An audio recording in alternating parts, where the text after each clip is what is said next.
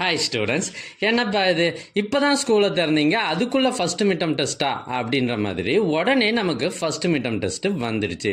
முக்கியமான கொஷின்லாம் எதுன்னு தெரியாத நிலமையில் இப்போ உங்களுக்காக நான் ஒரு ஒரிஜினல் கொஷின் பேப்பர் கொண்டு வந்திருக்கேன். இது இந்த வருஷம் 2024 ஒரு ப்ரைவேட் ஸ்கூலில் நடந்த original first midterm test question paper.